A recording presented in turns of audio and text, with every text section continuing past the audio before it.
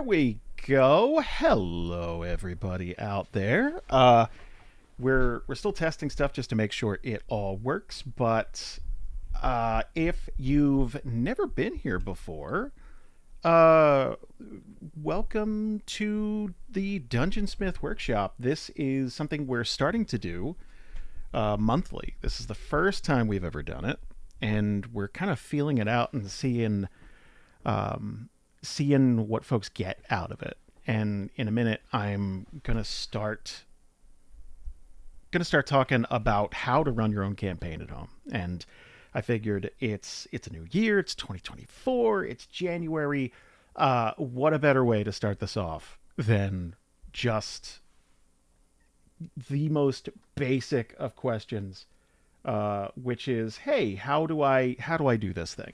And we're gonna go over some really specific stuff, and we're going to go over some super basic stuff too. Probably infuriatingly basic when we get started.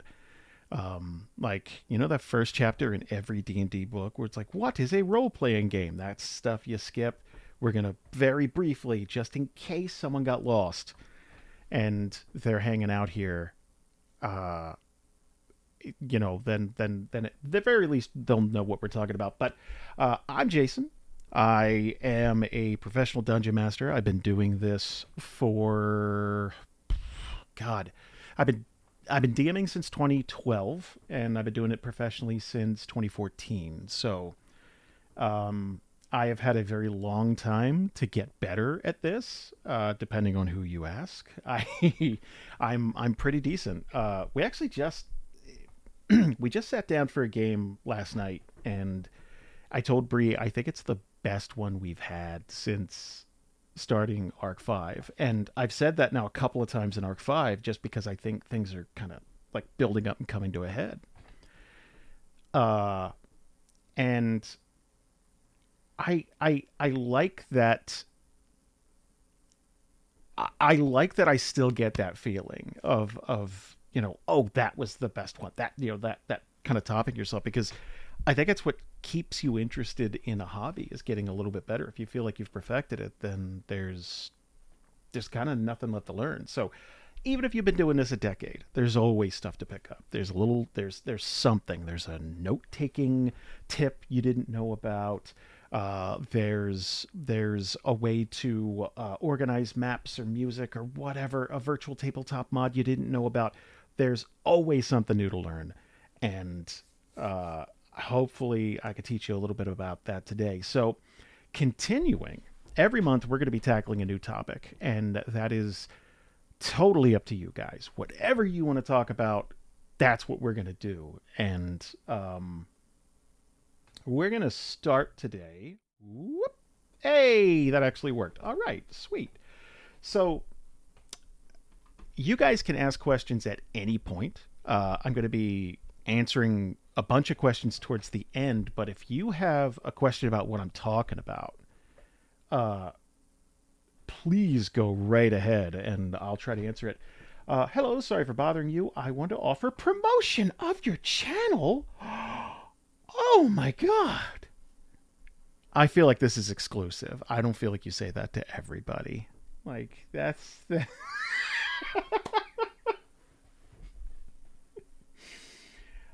Oh god. So, okay, here's what we're going to start with. Just again, super basic. Stay with me. Uh what are you responsible for as a DM? You're getting started. You're you're looking to run a game. And let's say the hardest way to do that obviously is if you've never played a role-playing game before. That's how I started. And you're taking a certain amount of extra stuff onto your plate when you do that, because not only are you learning the rules for the first time, you're learning and then trying to share that with other people who are playing and presumably are going to have questions. So let's just say you're coming into this cold and you have no idea what a DM does, or you kind of have a vague idea, but there's stuff you didn't even think about yet. Let's say you're this is just water. I want it to be something fun, but it's not. maybe when I get off work. But let's say you have a story in mind and you've been working on maps and stuff. I'm going to mention stuff tonight that you're not even going to think about. You're like, oh, yeah, that's a thing I might have to worry about at some point. And let's get started with story. So you're going to be creating a story that if you were telling somebody about it, it should be interesting. It should be something that you feel like could engage people. But it can't be a finished story.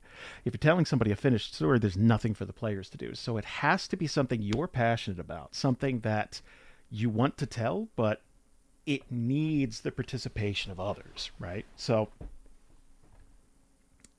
it has to be malleable enough that players can come in and change and rearrange and get involved, and you won't be insulted. That's a big thing with newer DMs. Learning how to tell a story with other people is a skill that I can't think of another hobby that you can practice this skill in. Obviously, people have said improv and there are party games and stuff like that, but D&D is a completely different beast because while the DM comes in and has a story to tell, players obviously have their own characters and they have backstories to incorporate and they want to influence the story. It's all of you working together. So it's kind of yes, and what would you like to do? And then dice rolls on top of that. So there's this third force that's just luck getting involved. You might want to tell a story.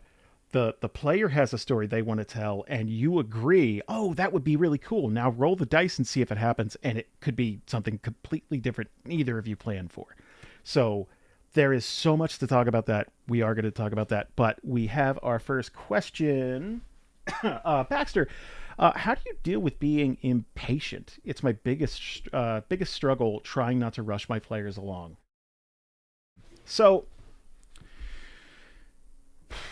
I I think there's a fine line you got to walk. Obviously, it's very easy to get impatient and try to push players along because you got this set piece or this piece of gear or this big bad or this monster you want them to see, you want them to interact with it, but it's got to mean something. If you plop all your players in and you just kind of tell them all this stuff, it's like, this is what's important, these things, this, and then you pull the trigger on something immediately, they don't have that time to settle in. They got to feel like they're a part of the world, because only when they feel like they're a part of the world are they attached.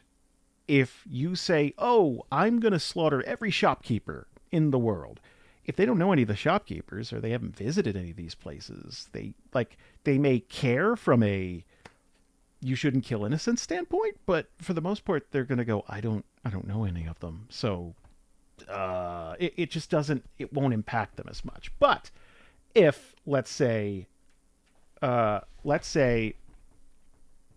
they've gotten a chance to connect with a town, like they're really involved, they know the mayor, they've met they've met school children there, they may have even taught a class on something, if they've had a chance to solve problems, if they've had a chance to interact with people, then slowly introducing stakes like that is the way to do it. It's basically the boiling a frog in pot of water thing.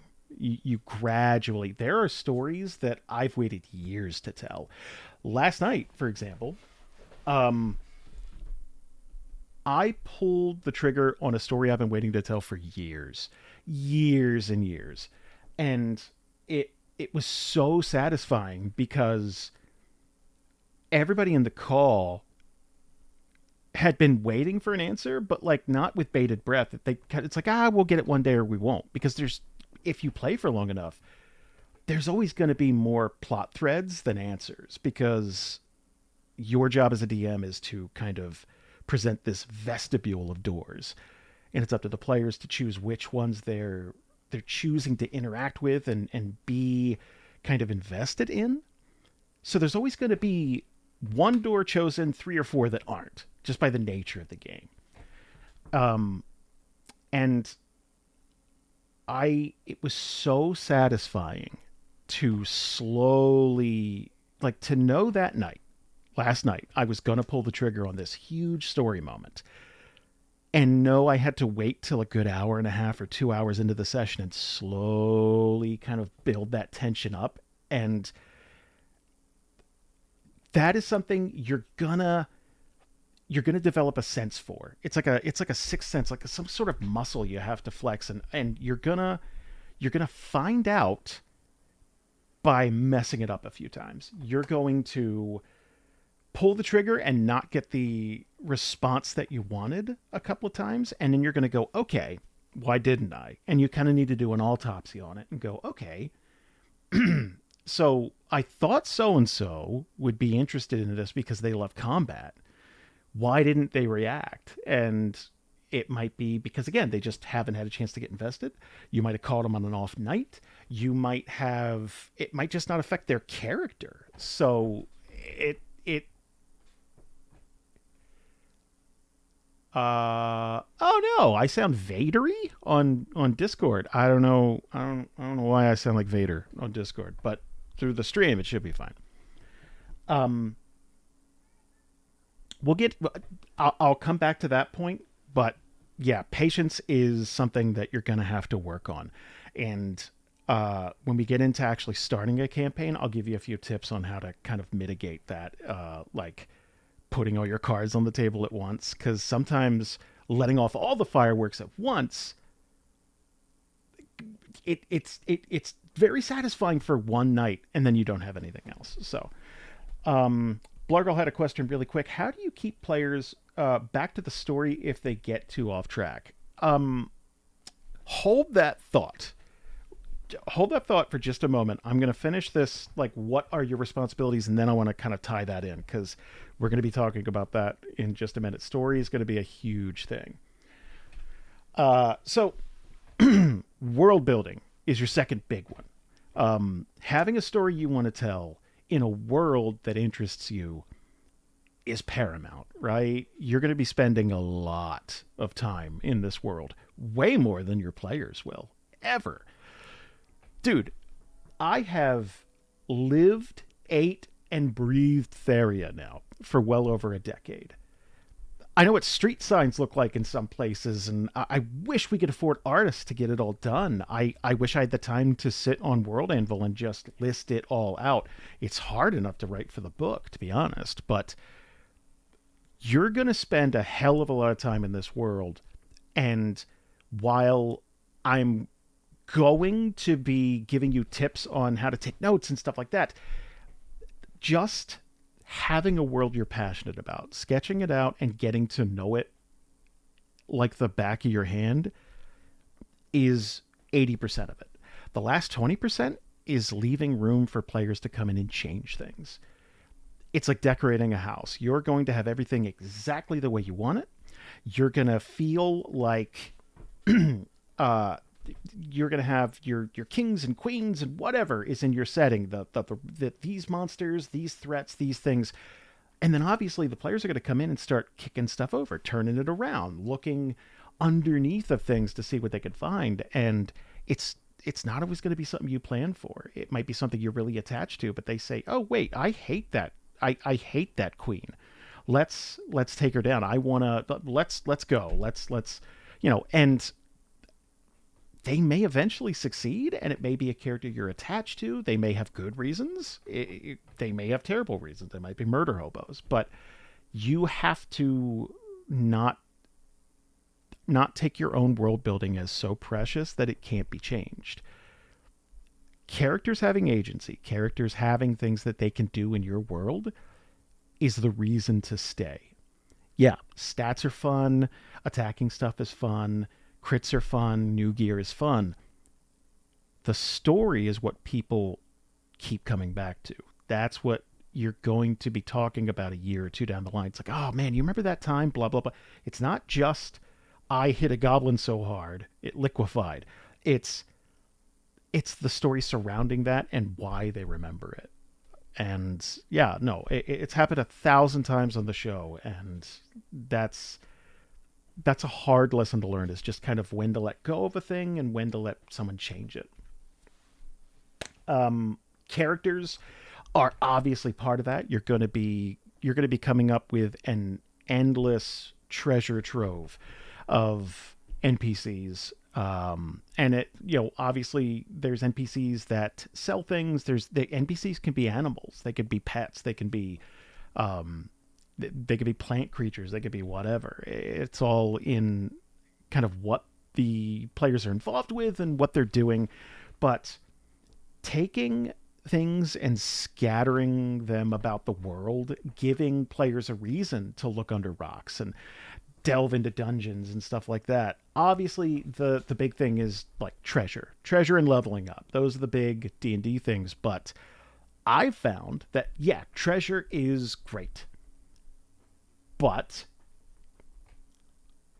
having a reason to collect that power is even more interesting to me. And I think a good amount of players would agree that just handing them like a +2 sword isn't the same as them, you know, going through a place where maybe they got a hot tip about it, or maybe they have to seek out something that's going to, be a weakness for some monster that they can't get past, or however you want to lay it out. Those The reason for going and exploring the world itself should feel kind of interconnected. There shouldn't be a division between story and things in the world. Hopefully, if you do it right, it should kind of all feel spider webbed and interconnected, and it should feel as little like a game as possible. And that's a little confusing, but we'll get into it. Um, okay, opportunity roll. Actually, this is a good question. How do you deal with players who like to either start trouble against the party's wishes or try to derail a story completely when the other players are enjoying it? Okay, I do get into conflict a little bit, but it's something I just kind of briefly touch on because that could be an entire episode by itself, right? So the players are the game. Without players, you have nothing. Without players, you're writing a novel, basically. And you can be the world's best DM. You can be 8 Matt Mercers in a trench coat. It doesn't matter. If you don't have anybody to play with you, there's no point. There's nothing. There's no point in doing it. So obviously, keeping players happy and giving them something to come back to is a huge part of the game. But sometimes there's going to be somebody who sits down and just isn't a good fit. I I have played with a lot of players in my time. Very few times have I had somebody who just didn't fit. And it's never been malicious. It's never but one time. But it's never really been a thing where someone sits down and says, "I want to ruin everybody's fun. I want to make sure I'm the only one who's getting what they want. I'm going to attack party members. I think that is a stereotype that's been blown very much out of proportion. If that's happening, there's two things that are usually the culprit.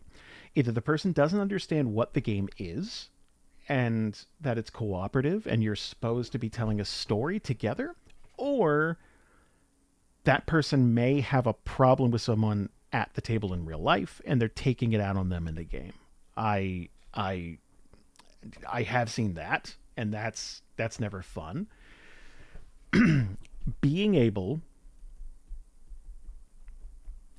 being able to pull someone aside and talking to them is going to be part of your job. It may not be a huge part of your job. And this is the difference between like you're playing with friends or you're playing a pickup game with strangers at a at like a hobby shop or something, or you gradually have a game going and you know some people, a friend brings two other people, that kind of thing. Um, being being able to talk to everybody at the table is so huge. You're part therapist. You're part bartender in like a noir story. Your job is to listen more than talk. Listening to your players, listening to them and understanding what they want to accomplish in story, and then giving them enough of that to keep them happy and around is so hard. Every player that sits down is going to want something different. You might have two people who are interested in combat, but not the same type of combat. You might have somebody who's in romance, like they just want to romance NPCs or other PCs, and that's a whole other thing. But giving them enough of that, kind of listening to players and trying to get to know them, will give you a much greater insight when there's friction like that. You can kind of go like, okay, let's say Michael the other night, he was exhausted, and Michael's much more jovial usually, and he sat down and he kind of had 1,000-yard stare. And we were joking about it last night. By the end of the episode we were recording for Patreon, Elle was talking to him, and he just didn't respond. He didn't hear it. He just was 1,000-yard stare. And we had a good laugh about it last night just because that was so out of character for him. And it's just because his bandwidth was reached. He's just stressed out at work. He couldn't, he just got off work. He sat down to play. He was a trooper for doing that, but at the same time, so if someone sits down and they're in a bad mood and they're not usually like that, it doesn't hurt to go, hey, everybody, let's take a break, and just pull the person aside and just ask them, it's like, hey, are you okay? They might be having trouble at home. They might be having an argument with a loved one. Someone might be sick. It could be something at their job. Try to give the benefit of the doubt.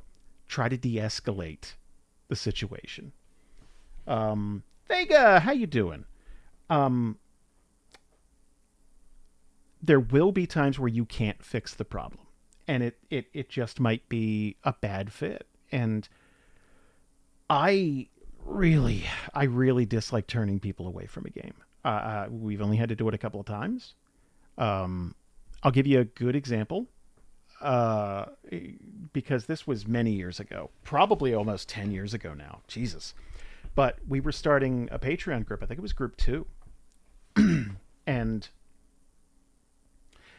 we were having our session 0. So everybody kind of jumps into a call, and we kind of go around, we introduce ourselves, we're talking about characters.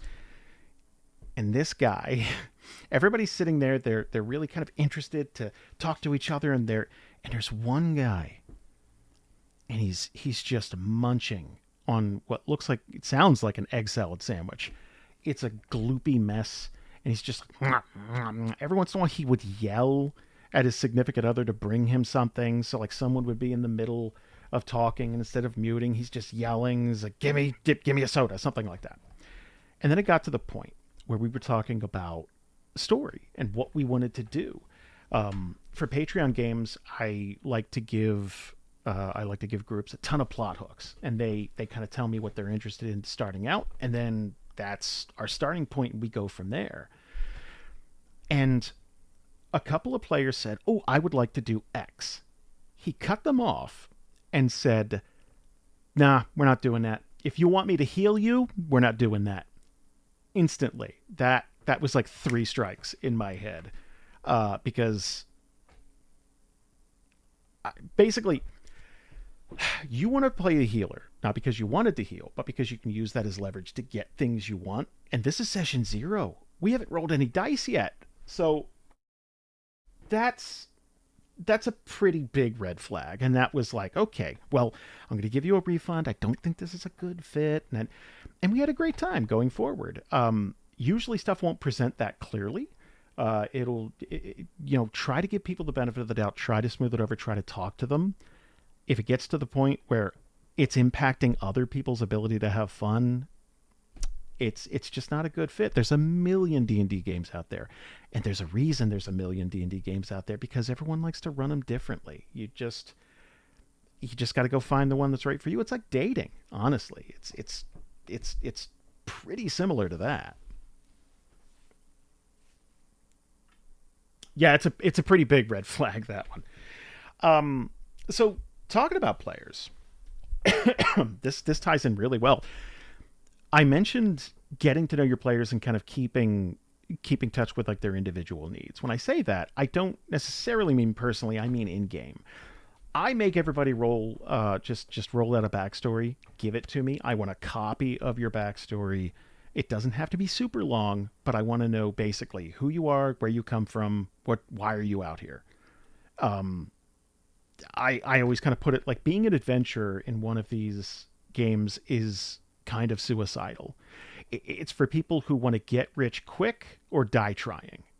There's no retirement for an adventure usually. Like 1% of adventurers get to retire and like buy a farm or something like that. Most of them die somewhere in a dungeon, in the pit of a slime monster, something. It's just come up with a reason why your character doesn't want to be a farmer or a blacksmith or a merchant or whatever. And having that and being able to work it into the backstory helps so much. It's going to help you and it's going to help them. And I'll give you a prime example. you're you're setting up your world. And let's say you only have a couple of towns right now in your head. You don't have the whole world. You have, a couple of points on the map and the general, that's a perfect starting spot. You don't need much more than that to get rolling in a couple of games. Keep building in the background, but let the players explore. And one of your players says, "Oh, my character's from this place." Perfect. You automatically have an in. They want to go talk to a character they might know, whether it be maybe it's their folks.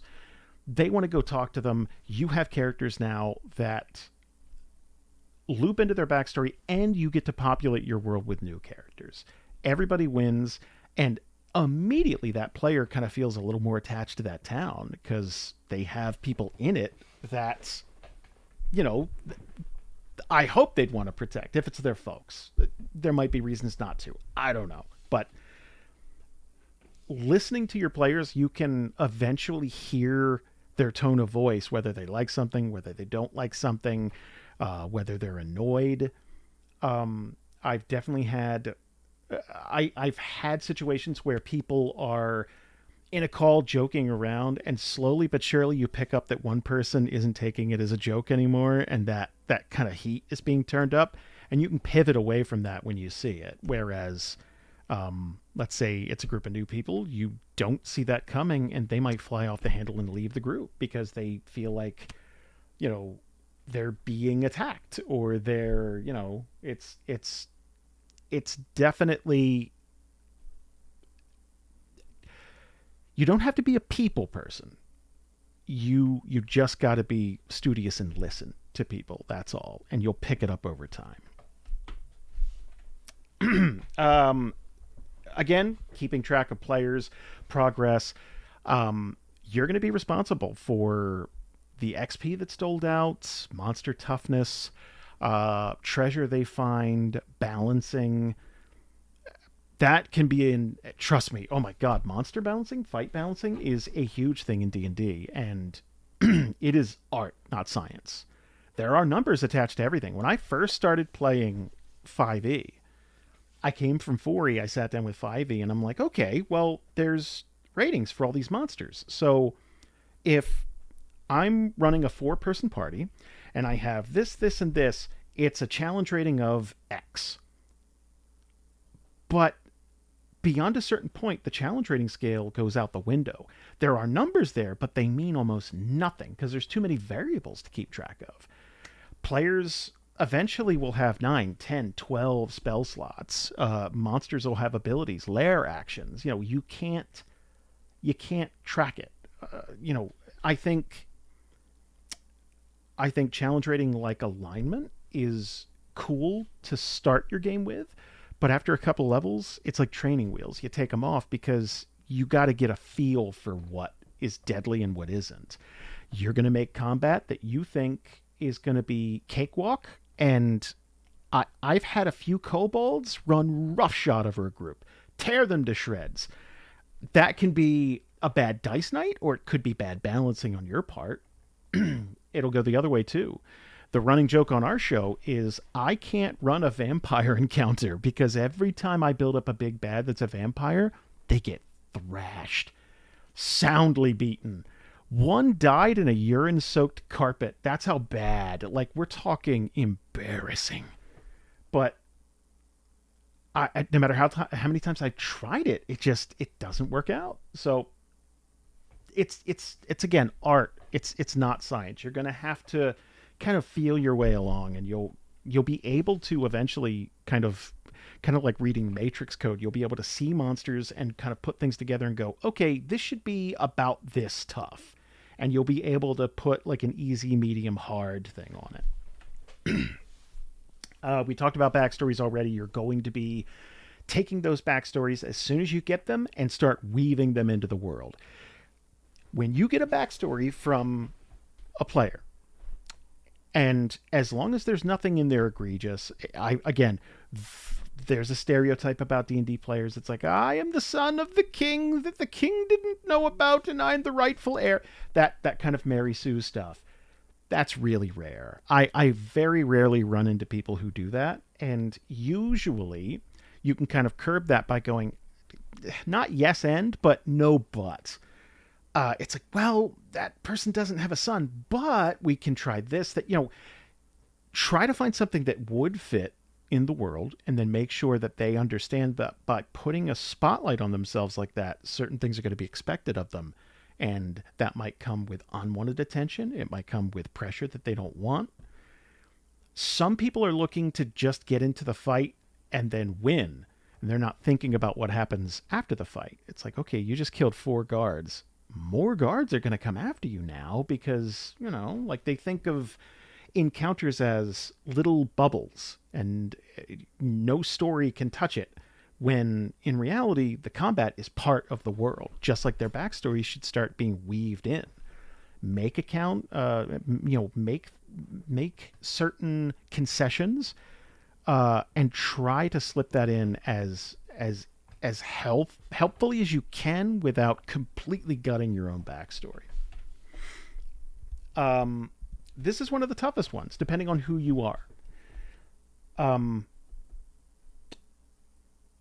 Some of you out there are going to be lore people. Some of you are going to be combat people. Some of you are going to be puzzle people. And some of you are going to be rules people. I have met all of these people over the course of my D&D career. I appreciate all of them for certain things. And you got to be a little bit of all of it to be a good DM. You don't have to be fantastic at all of it. I don't feel like I can create a puzzle to save my life. I've looked at a lot of them over the years, and I try to take them apart and figure out, it's like, why is this a good puzzle? Why is this interesting? Why is this something that kind of drew me in? But honestly, the basic principle is everyone gets drawn into the idea of playing D&D for a different reason. And it's usually you were watching a movie or TV show or something, you had an idea, and it's like, oh man, I would like to I kind of want to play a board game, but I want it to be more involved, I guess. And then, you start thinking about D&D. I kind of got into Warhammer for a similar reason, but I always like lore and storytelling. And D&D was always on the periphery of my life, and it wasn't until 32 where I got a chance to really try it. So you're gonna be dusting off a lot of skills in your time playing, but learning mechanics is going to be a huge part of that. Whatever system you run, I'm assuming D&D because that's the big one. But there are 100 systems out there. There are rules light systems. There are crunchier systems out there that have really complex math. There's stuff in between that you might want to play. I don't know, the Walking Dead game, the Fallout game. There's a ton of RPG systems built around specific properties, and you might like the rules of that universe and just want to play there. Whatever you do, you as the DM are expected to know most of the rules. Maybe not every single rule, gun to my head, I still get incapacitated and paralyzed and petrified and all that stuff mixed up because there's like four or five of them that are very similar. I still get them mixed up. And as long as you kind of have rules at your disposal where you're like, hold on, guys, let me check that real quick, and you can look it up, no one's going to yell at you. No one expects you to know everything. And odds are there's going to be a rules person at your table that goes, oh, actually, you can't do that because that's a bonus action. And you can't, someone will be there. And that's, that should be encouraged. As long as they're not interrupting anybody and being a little too heavy handed with it, feel free to lean on other people. Read stuff in your spare time and try to get to know the system to the best of your ability. And eventually you'll kind of know it in and out. We talked about, thank you for that question, but we kind of talked about disputes at the table because of that. And a lot of it is, it's preventative maintenance. It's just getting to know the people you're playing with as quickly and as well as possible. And you can usually diffuse stuff before it even starts. You can kind of see it coming a mile down the road. So, okay. I have a bunch of questions from Discord. There's a ton that we still need to talk about in terms of like, what do you absolutely need? We talked about what's expected of you. What do you need to get started? I'm going to go over that, and then I'm going to start answering some questions. And anybody who wants to, who's in our Discord server, who has a question that would be a little long for text, they want to jump into the call and kind of ask me here, feel free. We're doing it. We're kind of opening up to everybody this time. I will tell you, on our Patreon, we have the Dungeonsmith tier. It's the silver tier.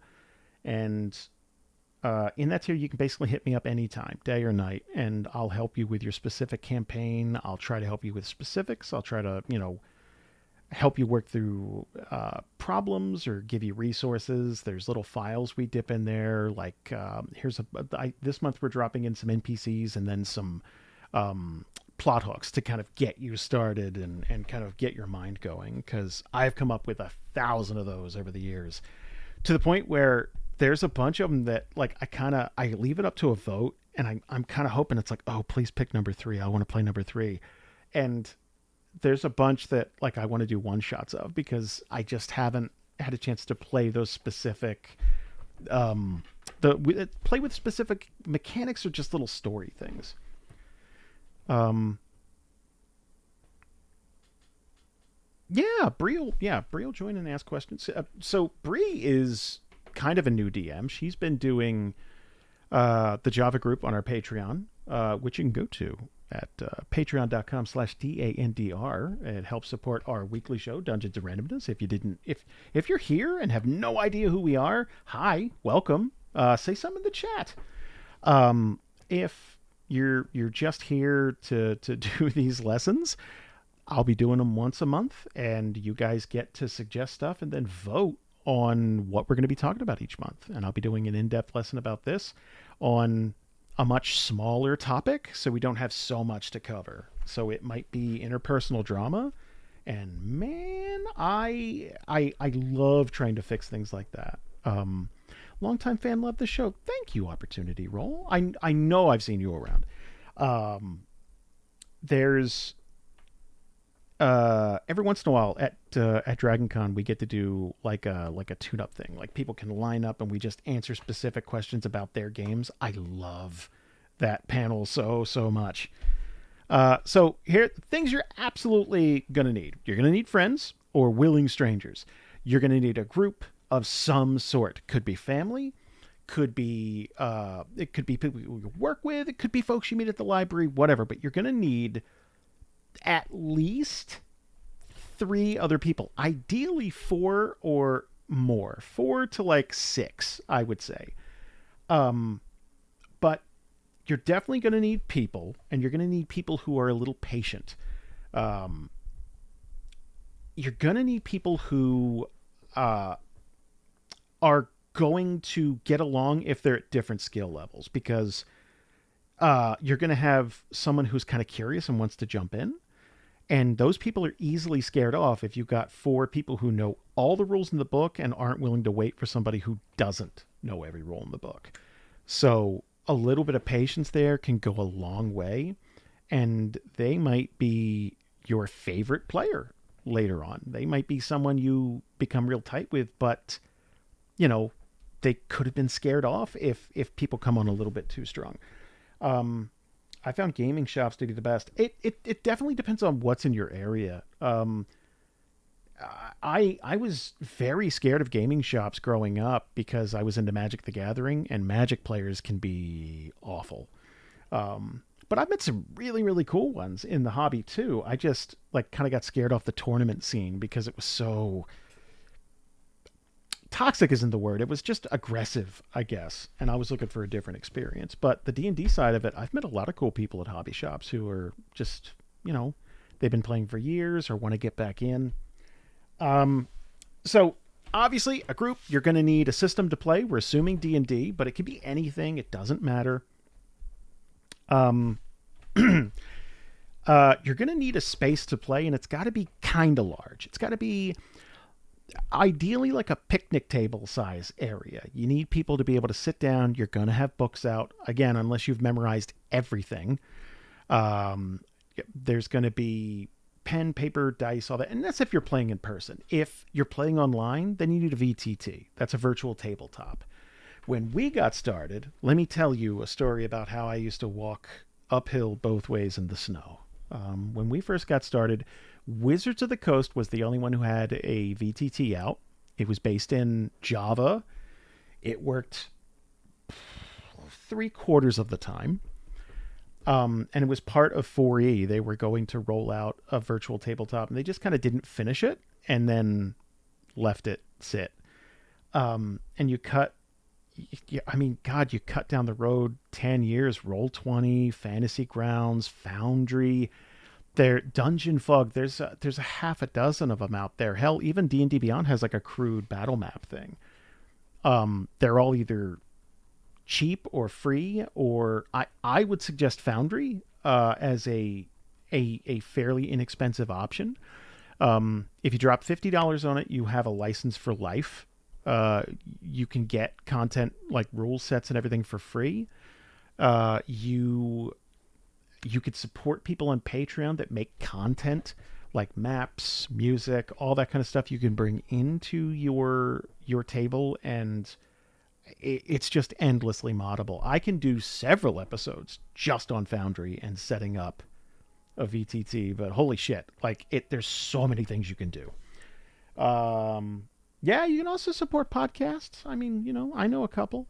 They're pretty cool. Dice. I mean it. If you play in person, you're gonna start with one set of dice, and it's gonna balloon out of control. I don't play in person. I still have more dice than I'll ever need. But every once in a while, a thing will come up, like we hosted games at the library. We needed a ton of dice. Guess who came in clutch?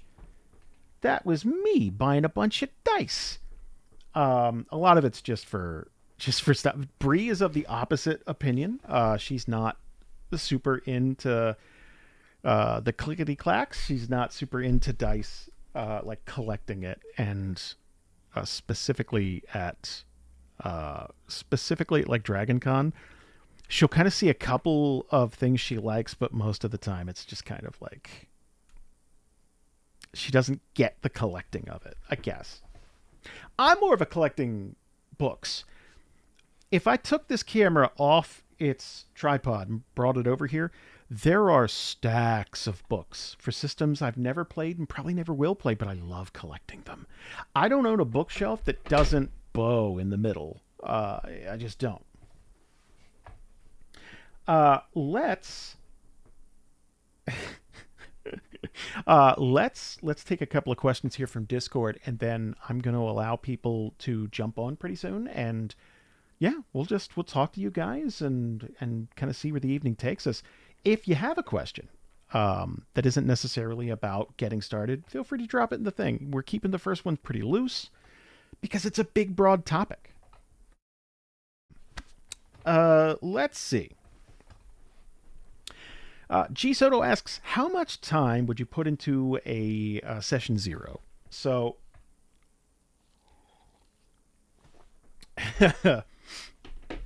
reading Twitch Demons, oh mood. I've collected many books and PDFs of games I've never even played.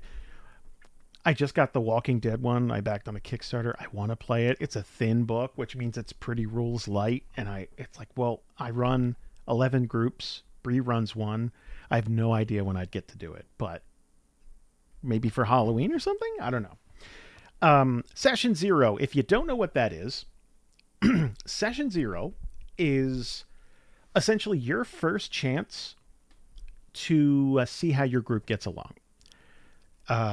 It's ideally everyone meets up or jumps into a call, and you talk about the character you're going to run.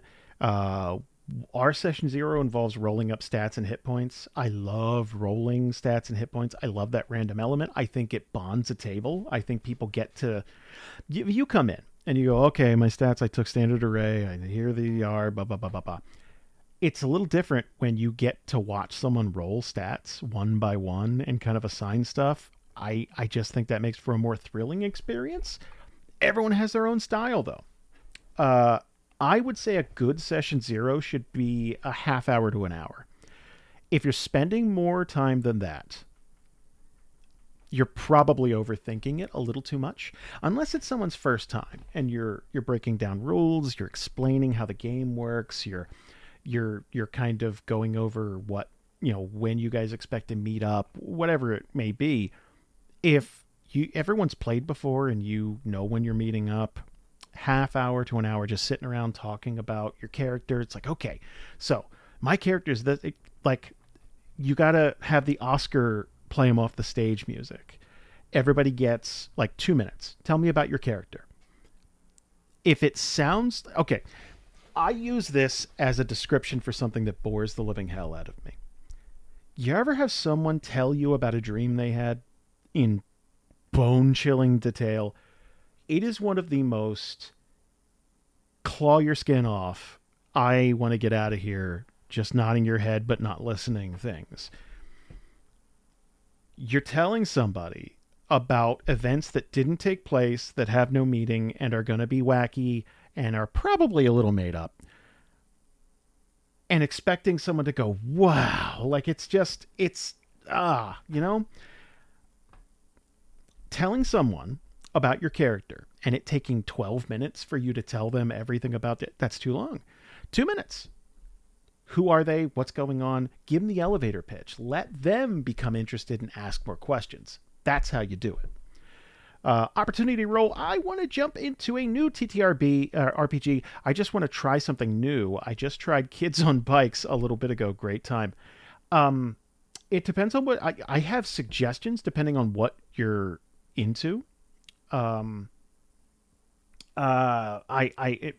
There's a dozen that cross my path a day, and I've had people wanting to play with their kids. So like, No Thank You Evil is a big one.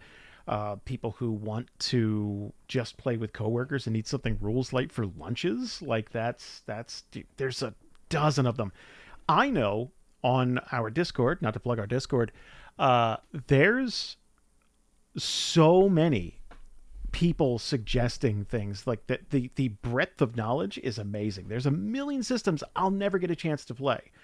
I've never played Numenera. I've never played half a dozen of these other things. So like listening to someone tell me about it is it's like, oh man, cool. That's really nice. Jason, please plug it all. I'm a terrible businessman. Actually, an ad is about to go up from a prominent YouTuber, and I'm still wondering how we fucking pulled that off. Just started talking to him, and he was like, yeah, okay. And we worked out a thing, and yeah, it's really fucking cool. Talk about that in a little bit. Next question. What would you do for a published one shot? I know your answer, but depending on the stream. Okay, so we're going to talk about one shots in just a little bit. Because depending on where you want to get started, you have a different set of expectations. So, okay, just getting into this. For the purposes of this, there's lots of different types of campaigns, but when you're talking about length, there's two types. There's one shots, which doesn't necessarily mean one session. It means a short campaign, 1 to 3 usually, especially depending on how much time you have to play. If you only have an hour or two each week, then like it's going to take a little bit longer.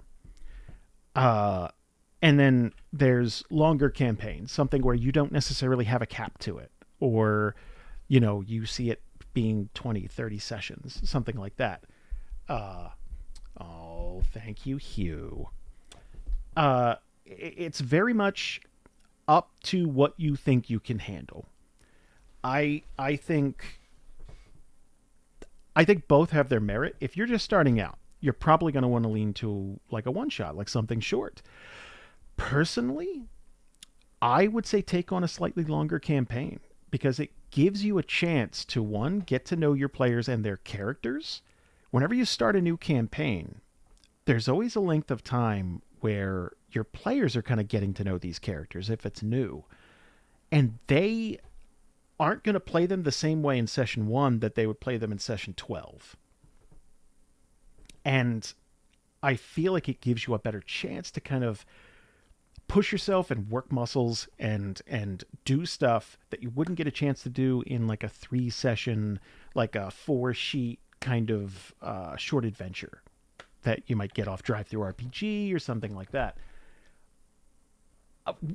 We started the dumbest way possible, which was I wanted the DM. We made it. We were doing a wrestling podcast at the time, and we made it extra content for that well before there was a Patreon or anything. And I kind of enjoyed doing that more. So that took off, and that's what we've been doing for years. It's the same campaign. Cam, thank you, Cam. Oh, Cam, I think I saw Cam in the Discord call. Thank you so much. Anyway, we're gonna do some more questions, and then I've got like a bunch of just basic stuff. Some of it I've already gone over, so we'll be skipping them if I get too into one point. Let's see. Eternally Exhausted CJ, how would you first introduce the idea of a BBEG to your party? So the big bad, the main antagonist, the bad guy. It doesn't have to be a person. It could be a virus. It could be a curse. It could be demons. It could be whatever it is. If you're telling a story and you want there to be one main antagonistic force pushing back, let's say you're telling something that kind of, it's very much like an action movie or a video game or something like that, where antagonist has put some evil plan in play. There's barriers to get through, and the characters work their way up to fight them. That is the most straightforward way to do that. And I think the most ham-fisted way would be, you start up your campaign, big bad rides up on a horse, ha ha ha, I have done this, you will not stop me, and rides off. Obviously, you want to see, let's say they're some noble or a king or something like that. You want to show influences of what that big bad has done, but little influences. There might be, toll collectors or tax collectors in town kind of roughing people up, or there might be executions of people who might be political rivals or something like that, and have that kind of get to a point where players can't ignore it. They can ignore it, but they can't not see it, right? Give little hints as to, what this person's plan is without necessarily having it spilled, right out in front of them. Mostly the players have to be interested in it. And I have talked to people through email so many times about them setting up their big bad and being interested, and the players go, nah, and just kind of walk away. And you're not going to be able to account for that. And that's fine. That's if you're playing a longer campaign anyway, let them come around. They might enjoy it, but one of the basic tips I'm going to tell you is have the world keep spinning. Players can be involved in whatever they want to be involved in. Your world feels more real if things happen while the PCs aren't there, if it makes sense. If they know a village is under attack and they don't want to stop what they're doing to go save that village, it might be on fire the next time they get there, or certain NPCs might be dead or whatever. Like, having the world keep moving is essential to kind of blurring that line between a game and a story to me. So we talked about story. Have a story in mind to tell. It doesn't have to be a complete story. It doesn't. It doesn't even have to be. It doesn't even have to be something that you have completely written out in your head. Like, you might have the first few beats of a story, more of a story hook, and then players come in, they move stuff, and then, you know, they get a chance to kind of pitch in and flesh things out and feel even more like a part of it. But having something that you want to communicate, some story you want to tell, is essential. The worst sessions I've ever had is running something out of a book. I just kind of got bored. I don't. It's not my story. I'm reading everything. I feel inconsequential, I guess. Like, I just feel like I'm reading to people and not running a game, if that makes any sense. You might not feel that way at all, and that's great. Like, as long as you're having fun, there's no real wrong way to play. When you're starting out, don't bite off more than you can chew. If you've never run a game, if you are still learning the rules, don't also put on your plate, oh, I got to make 9 maps by Friday. Or, I'm going to compose my own music. I have done some of these things. They are monumentally stupid. There's only so many hours in a day. You probably have a job to do. Don't put 6 or 7 deadlines on yourself before Friday when you host your game, because odds are you're probably not going to use all that stuff anyway.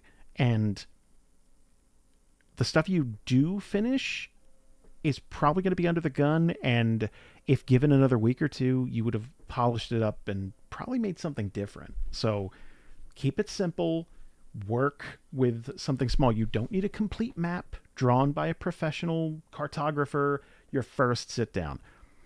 Just be descriptive. You can roll stuff out of Roll20 for free. You don't need to go overboard. Make sure you enjoy what you're doing before you invest $120 in a VTT and a bunch of maps and, software and all that stuff. Just keep it simple. I'm going to drill this into your head. Get to know your players. It is the single most important thing. I am so glad I play with friends. These are my closest friends. They're family. And our games are so much better because of that. Because I know if, Michael sounds stressed, or if someone's having a hard time. Or we've canceled so many sessions just because someone's having a hard time at work, or a family member's sick, or, it's the holidays, and it's just, it makes those moments where you feel like you nailed it and the players react like it's like, okay, I'm going to set this up, and it might be months before we get to it, but when I pull the trigger, they're going to love it. And that moment where all that clicks, you know how you want your players to react. You set everything up. They're invested. You're invested. You pull the trigger, and they love it. There is no feeling in the world. There's no drug. There's no athletic achievement that is the same feeling. I'm not saying it's better. I'm saying that it is a unique feeling. You can't get it from a video game. You can't get it from a book or a movie. It is so unique and so... It is something you'll chase for the remainder of your time in the hobby. And once you have a taste of that, I never wanted to do anything but DM. I've never wanted to be a player, really. People assume, and I just kind of, yeah, it's not for me. Josh, thank you for the subscription. Thank you so much. Oh, Fungus, I saw you subscribed a way back. Thank you. I'm sorry I missed that a little while ago. I get to talking, and I don't stop talking. We also talked about, getting to know your world and making sure it's malleable. Um, I I used to work in warehouses and stuff, and I had many, many, many hours. I used to work third shift, so it was all night long, and you have a lot of time to just pace and stack boxes and wait, and you you you just have a lot of time to think, write stuff down, have ideas. And I've been super attached to ideas, and a player will come in and say or do something that would change it. And it's like, that makes so much sense. Like, there's no reason to reject it. It's like, yeah, I guess we're doing that now. And sometimes I like it more. Sometimes it's something I have to kind of come around to, but that's why players are in your game, is to change stuff, to fix things that they see are broken, or to get involved. That's the entire point. um let's talk rules. Let's talk rules for a second. I am a big believer in rules. I think I've gotten into more arguments with Bree over rules based discussions, not just in D&D, any competitive game. We've definitely had many disagreements over, because I believe the rules are there for a reason, and if not, then what are we doing? It's anarchy. I to a ridiculous degree. In D&D, it's a little different. I like homebrewing rules to make sure everyone's having fun. There's stuff that I read that's like, that makes no sense to me. First time I went through Rangers, it was like, what? Like, what? This makes no sense to me. So you start changing things, and you know, rules can be bent, rules can be changed, but they have to be universal. If you change a rule, it has to be applicable to everybody. I am a firm believer that if a player can do something, I can do it. The players aren't special, their characters aren't special. And that works the other way too. I don't believe a big bad should have powers and abilities that the players would never have access to. That's not special. That's not unique or interesting. Anyone could do that. You're running the game. You set the difficulty. You populate the world. You set up the combats. You could kill your players anytime you wanted. That's not a feat. That's stereotypical typical DM. And I have done Q&As with people in the industry that get off on that. It's like, well, I'll kill him. It's like, okay, like that's not, you're basically playing a game like kids do on a playground, but you're like, no, I have a force field. Like you if you're making up the rules as you go along, nothing means anything. If you bend a rule, if you change it, if you house rule something, make sure it's universal, make sure everybody knows about it, and make sure that it's consistent. Don't change the rule for one person and then change it back for someone else. That's a good way to one, breed friction in your game, and two, just it'll make some things not feel like accomplishments that should, I guess, if that makes sense. I have a bunch of personal rules, and then we're going to just answer questions for the rest of our time here, and then we're going to wrap stuff up. I do want to thank everybody out there. I genuinely didn't know if anyone was going to show up to this because it's our first one. I have no idea what the demand is. I would love, while we're waiting to do Q&A, everybody pop in suggestions for topics you'd like to see covered, and we'll screenshot them, and I'll put a vote up, and we'll just go through them one by one. But I really want to thank everybody for just hanging out tonight, because I when you start something new, you never know what's going to happen with it, and I really like this. I really like this. Will be a little more polished each month now that I kind of know what to expect. So Personal rules. These are just me. You do not have to abide by these, but these are things I have found work for our games. And number one, don't lie to your players. Don't fake stats. Uh, don't lie to your players is such it's such a vague rule when you hear it. But if you're playing in person, super easy to cheat. It's easy to cheat on a VTT too if you know what you're doing, but like, again, why? Don't cheat. Don't do the thing where you're moving your battleships on this side and hoping they don't notice. Don't fluctuate armor classes for monsters or hit points or whatever. Just be honest with your players, and in turn, they'll be honest with you. I have seen games become an arms race of people wanting to kind of cheat. Not games I've run, but games I've been privy to, and it all could have been avoided if people were just honest about each other. It's a cooperative game. Even the DM's monsters versus the player characters, it's still a cooperative game. In that instance, they're fighting, but it's in the effort to tell a story.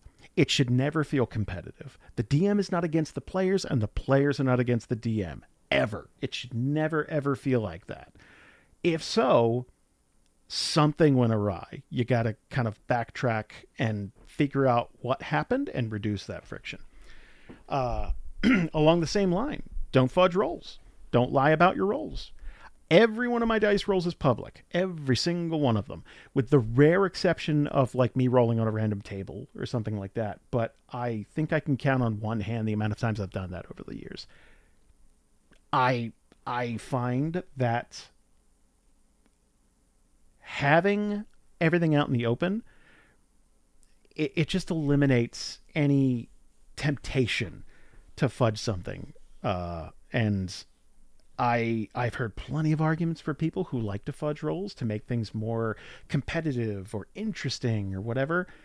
I find those moments more compelling if they're organic. That's just me. Like, you might have a totally different take on it.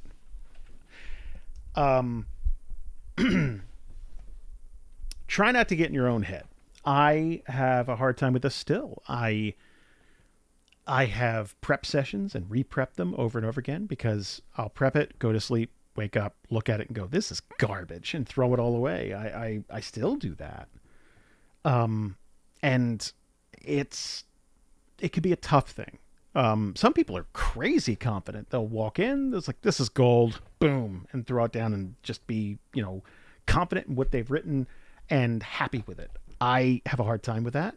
But you have to have some amount of confidence in your writing because your job is to sketch this out as not real, but concrete. You've thought about it. If you start painting a picture about your world and you go, I guess, I don't know, if you think it sucks and we could change it, then like, it's not a good elevator pitch, is it? It's not you telling people how the world is, how do you want to change it? It's you kind of giving a like a vague idea, and then maybe it's a committee meeting now. Maybe it's, maybe other people get to so have confidence in what you're doing. Have confidence in the way you're running a game. If you find out you're wrong about something or you change your mind, be honest about it. Change it. Tell everybody why you're doing it. But you are the one. The buck stops with you at the end of the day. You're running the game. You're doing the most prep work. You're responsible for other people's fun. Have the confidence to kind of get behind yourself and just say, you know what, I stand by it. Opportunity roll. Sometimes a DM's worst critic is themselves. For some, it comes from fear of ruining the fun of other players or not making something compelling. Yeah, I've been a professional for years. I still don't like plugging our show, and that's our fucking livelihood. We have to. But I always feel it's like, yeah, I feel like a shill. Dude, that is our lifeblood. That is how we make a living. That is how we pay rent and our water bill and get groceries and all that stuff. So have confidence in what you do, and that's something I'm still trying. Push yourself, gain new skills. If you don't like voicing NPCs, get used to it, because all your NPCs sounding the same, it's gonna get old to you eventually. It's gonna get old to your players eventually. You don't have to be a skilled voice actor. Just put on a silly voice, do different things, do different mannerisms, push yourself, learn new mechanics. If you're not good at map making, either find someone who is and work with them, or find software that you can slowly learn. Always be learning a new thing. Always be pushing yourself. Always be working on a new skill.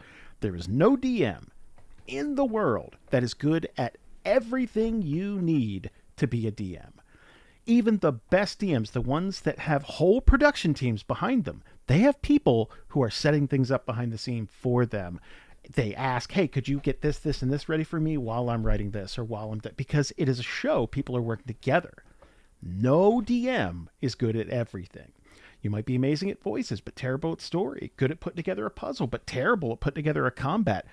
Always be working on something you're not good at. Polish your skills, and over time, you're going to be in a completely different place skill-wise than you were when you first sat down. And players will notice you putting in extra effort. Write down everything. This is so self-explanatory. Find a system that works for you. Write down notes. Keep an eye on what players do. Keep an eye on what players are doing versus what your plans are for the story, how they're interacting with it, what they're next to, what they're coming up on. Have everything written down, because you're going to forget stuff. I forget stuff every single day, and I'm running 11 campaigns. You forget stuff. If you have it written down, take good notes. I tend to jot 2-word descriptions down. It's like, I'll know what I meant. I won't. Take long form. I've actually started using text-to-speech, because I find that a lot easier to do, like dictaphone notes, basically. And just kind of have all my notes in like OneNote or something like that, or Notability or something like that on the iPad, and just, I thumb through it. It's like, okay. It's so much easier that way. But find something that works for you. Some people have 1,000 notebooks. I have 1,000 notebooks. I'm not good at organizing them, but I have them. So I used to use Post-its. That is, I miss it a little bit, but it was a mess. And we've talked about this 4 or 5 times. Try to understand your players, where they're coming from. Try to give people the benefit of the doubt. If someone's having a bad day, if someone is, a little prickly or a little short-tempered or something like that, try to understand where they're coming from, or get to know why they're doing that before you just go, well, get out. It's so easy to lose a friendship over something silly. And the friendship should be more important than the game. So let's answer questions. Anybody in our Discord stage right now who wants to join, wants to ask a question, please go for it. I am more than happy to answer that. I still have Discord questions, so there's still a ton of those. Okay. Ryan, Mr. Haywood asks, how much world building is reasonable before starting? It depends on how much of that you're into. If you're a person who, Rock Band, get to you in 1 second. If you're the type of person who really gravitates toward world building and wants to have every nook and cranny of it just worked out ahead of time, go for it. Especially if you have time at work and like you don't play all that often, go for it. I'm of the firm opinion, all you need is like one little starting point, one town, the surrounding area, that type of thing, and work your way out from there. I know some DMs are really kind of petrified about answering questions and having to retcon it later. If someone asks a question and then like a year down the line you're like, "Oh god, why'd I tell him that?" It's okay to go back on something if you go, "Guys, I thought about it, blah blah blah blah." But try to just move forward and kind of go from there. Like that's a cute, quirky part of your world now. Is you didn't have it all mapped out. We've been building Theria for over a decade. I didn't have the entire world mapped out. I'd be a liar. That's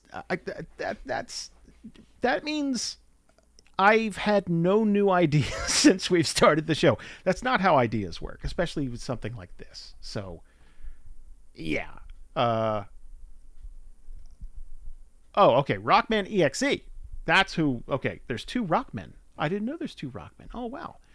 Uh, let's see. Rockman EXE. I'm going to invite you to speak.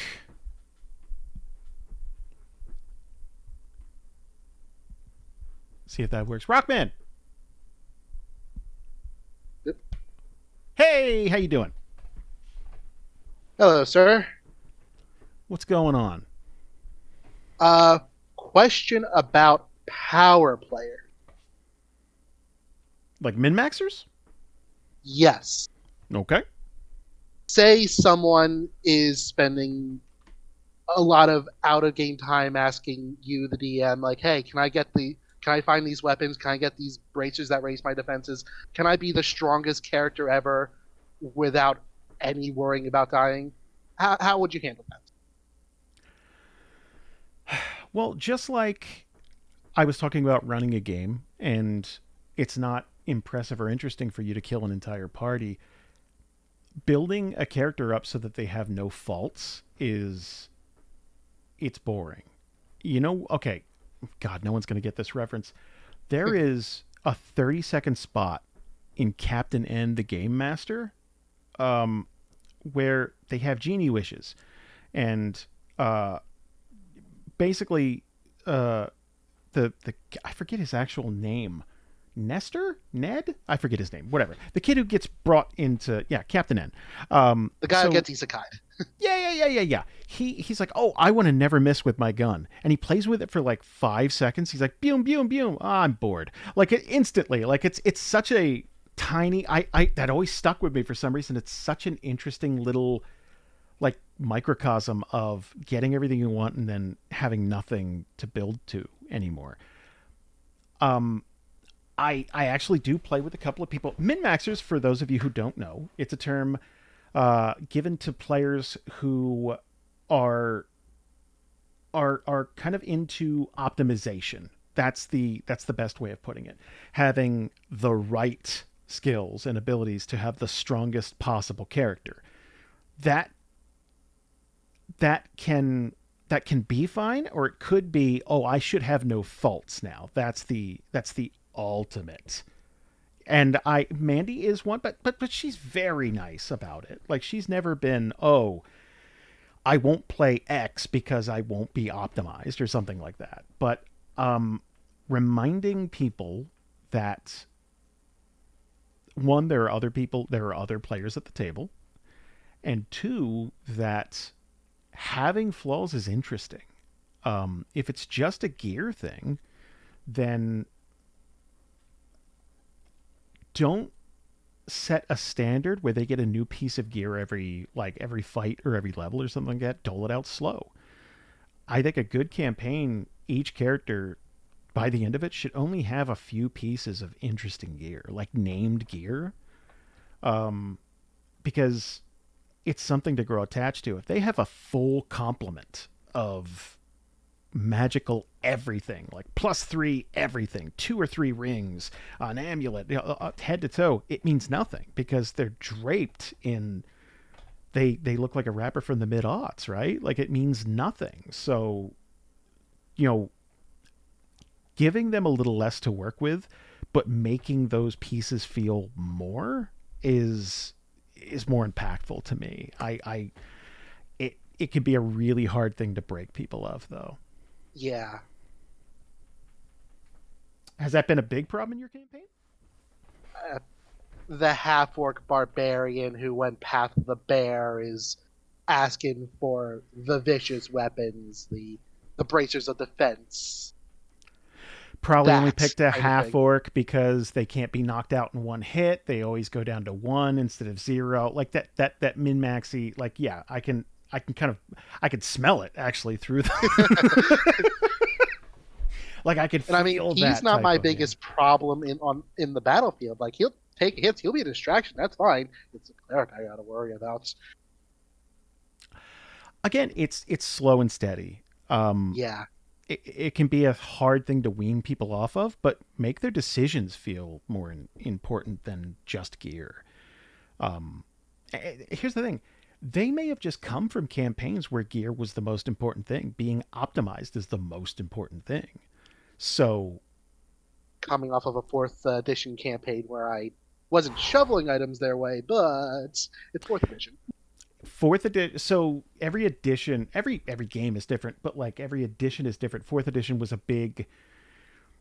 It was based off of MMOs at the time. World of Warcraft was Yeah, huge, so they kind of based it off that. So you needed magic gear in every slot to make the numbers work so that you can just hit things. It was insane. So players had, full complements and stuff, and it kind of just made it a little less important, I think. and I've said this before. I'm using the setting book. I'm playing in Theria, so I'm trying to tell them it's a mid magic world. You're not always going to find the magic stuff. Yeah, but when you do, it's going to be something that Yeah. really mucks with the campaign, especially if it's like Rod of Wonder or something like that. Oh no, Dracona still has that. But Thank anyway, dude, thank you. thank you. I really appreciate it. You're the first person to I guess I don't know how we put call in. I guess like it's a radio show. Thank you so much. I really appreciate it, man. No problem. And exit stage left. Yeah. uh, that was Rockman EXE. Thank you, Rockman. Anybody else want to? How do you go about? Oh man, we're getting a bunch of new questions. How do you go about balancing combats? That's from Viridian Mage. So, God, that could be an entire episode by itself. Holy hell! So, I talked a little bit about it earlier, but balancing combat is more art than science. You're going to learn things and then relearn them every level because every time characters get new abilities, the second characters get the ability to attack twice in an action, completely changes the game. The second you're working with like lair actions or legendary actions, or it completely. Not only do you have to worry about just the base power of monsters versus PCs. You have to worry about challenging the PCs in a way that they're not expecting. Like Rockman was just talking about the half orc barbarian type character. That character's probably want to get close and then hit something in the face, right? That is their go to problem solve. I fixed it type of thing. If you put enemies on the field like poison spores, something like that, something they can't beat to death without potentially hurting themselves, something that uses, petrify, something that entangles, something that challenges them in a way that they're not used to. That's part of game balancing too, and that comes from knowing players. I promise you, I will do an episode. Thinking about it now, I will do an episode all about just D&D 5e combat balancing. I'll do a whole one. I don't know when it'll be. It's up to people voting. But challenge ratings are bupkis. They are nothing. They that yeah, it's hard. Even combining monsters can drastically alter combat. Yeah, challenge rating goes right out the window after third level. It's almost useless. And the higher you get, the more useless it is. It is very difficult to do. I could sit here and give you a bunch of pointers, but it would be me rambling. Let me prep some stuff, and I'll do an episode all about it. Did anyone else raise their hand? I know Bree wanted to join. Bree, if you want, let's go. I'll invite Bree. Hi. Hi, how you doing? I'm doing well. How are you? Thanks for calling into the show. First time caller. So, okay, so I actually had two questions. Mhm. The first one is, earlier you mentioned as a DM, you're supposed to be more of a listener than a talker for the most part. Mhm. When I'm DMing currently, and I'm new and chronically anxious, so I am so terrified of silence that I feel like I'm constantly preparing for the next silence. And then when silence happens and I don't have anything to fill it with, I feel like I'm failing. Do you ever get that way? Or is that something that you used to get that you got over? Or So, what do you think? okay. Earlier, sometimes when I'm giving advice, I'm thinking of a specific person. And there's two bits of advice earlier where I'm picturing your face in my head as I'm talking about it. And that was Oh, am I pretty? anxious mostly. Just Okay. nervous. Biting your nails, like cartoonishly, like that, like, yeah. So mostly it's pushing yourself to do different things and having confidence in what you're saying. Those listening to you, having listened to you DM for over a year now, those are the two things I would say you need to work on the most, because you're doing world building just fine. You're trusting players to take action and do, like, interact with the setting that you've given them. But I can hear in your voice, it sounds like you're about to cry sometimes, because it sounds like you are so nervous. There's a lump in your throat. I can feel you not believing in what you're about to say. Everything kind of comes with a, if that's okay with you guys, in parentheses. So, like, Yes. that's, you got to have confidence in what you're saying. It should sound like you spent hours prepping this, because you did. Like, present it like, hey, here's what we're doing, guys. When you get good, you get to situations like I had last night. Sometimes you hit a party with something and they're not ready for it, and you just stare at them waiting for them to respond.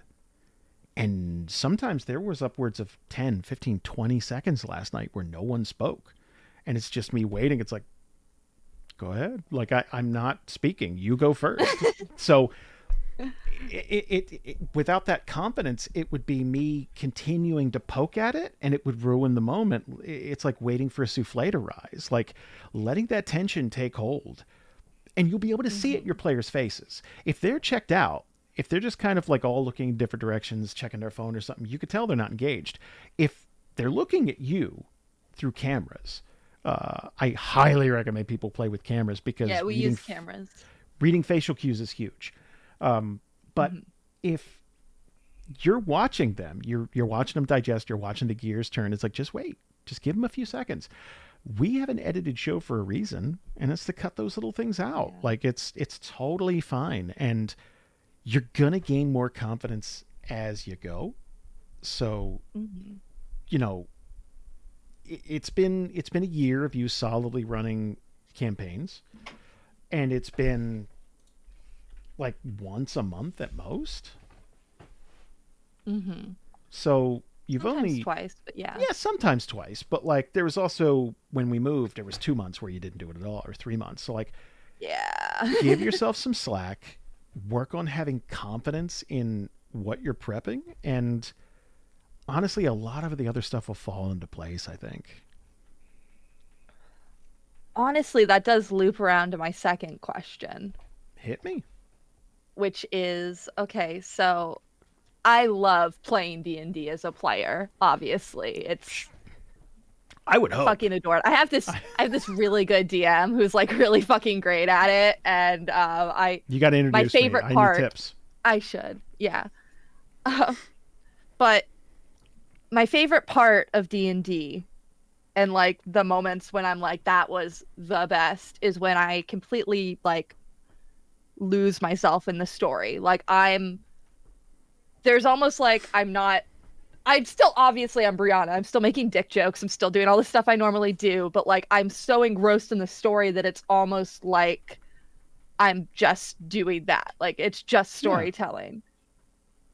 Do you get that as a DM? Because when I'm DMing, I don't feel like I'm engrossed in the story the same way that I am as a player. Like I'm not as focused in, like plugged into the story the way that I can like as a player, like let's say I'm playing runes on the show. Hi guys, I Hmm. play runes on Dungeons and Randomness. You should check it out. Um I can get into his headspace. It's like I know exactly what he's thinking in this moment. I see the setting in front of me. I know what he's worried about. I know what he's confident about, all of that. I'm there. But I haven't had a moment like that while DMing because I have to think about everything that's happening. You know, like I don't feel like I'm plugged in the same way that I'm plugged in as a character. Does that make sense? Well, it makes total sense. I don't. You're not gonna feel that way because it's the difference between going to a play and putting on a play. Like, if you're going to see Hamilton, like you may sing along or whatever in that you're participating that way, but you're not responsible for everything behind the scenes. You're not responsible for people hitting their cues Yeah. or raising the curtain or aiming the lights.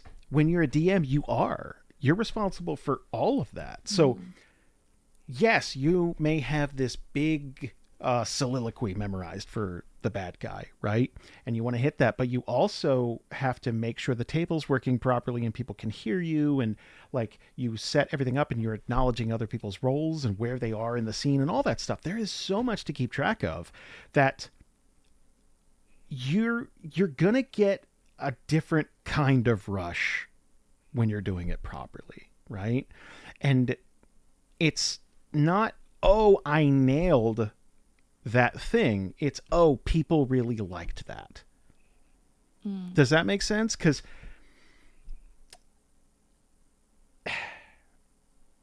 for you specifically, it's going to be a confidence thing, I think. Mhm. I like, okay, I know for a fact when you walk away from the show, you've done it long enough that if you do something cool as runes, you go, God damn, that was good. I really like that. You know, you're Yeah. confident in it. Like you liked it. I have yet to hear you talk about that way about yourself as a DM, No. and I think that's the enjoyment. You need to get a different kind of enjoyment out of it. It's Yeah. it's oh man, everything lined up really well. That's what I'm talking about. It's like, okay, everything just worked, right? The I mean, Mhm. obviously there's tech stuff like, oh, the call didn't drop and all that. That's baseline stuff, but it's, oh man, everyone was in their characters were in the right spot, and this happened and everything just lined up, and when it, that's the big that's the big draw for it. That's the thing. And it's really Yeah. difficult to describe. I think one day you're just going to come through the door. It's like, holy shit, like everything clicked. I've been building this thing up for weeks or whatever. And like you're going to do some plot reveal or something that a player did is going to majorly impact the story and they didn't know it. They just like, oh, I flipped the Mhm. switch. Boom, something huge. So I, Hallway tongue. hallway tongue. Yeah, yeah, yeah. Hallway tongue. Boom, hallway There's tongue. boom. Um, I genuinely think you're a lot closer to that than you think you are. If you know, Thank you. I genuinely think you are. Like if you compare your first episode of Java to the last episode of Mm. Java, like you can hear your voice. You're getting a little more comfy. If you'd like, we could set you up with two or three other groups. Really accelerate your progress. I'll kill myself. No, you got too much work to do to kill Yeah. yourself. No. Well, thank you. I think that right now, and since I started DMing for Java, it always feels like I'm oh man, like off kilter. Like I haven't gotten my footing yet. I'm constantly worried about knocking myself over. So, And some of that might be because you just haven't found your way of doing things yet. mhm. I like I'm always tweaking little things to feel more comfortable, the way I take notes, or like I have multiple monitors. I rearrange how I have things on the screen, how I have things shortcutted, things like that. Like Mhm. it's like settling into an apartment. You're gonna move stuff around. It's like, I don't like those pillows over there. Let's move the couch, that type of thing. Right. You're you know, don't be afraid to like change stuff up, change the way you open sessions, change the way you ask for roles, try different stuff, because you might find, oh man, I like this way better, and I felt more Mhm. comfortable doing it that way. Thank you. Of course. I don't think we have any more questions, so I'm gonna get ready and wrap stuff up. I think everybody, if you would be so kind, please head on over to our Patreon. Give us a comment if you liked this. If you're watching this in the future, let me know what you think. Very much appreciate it. Any feedback helps.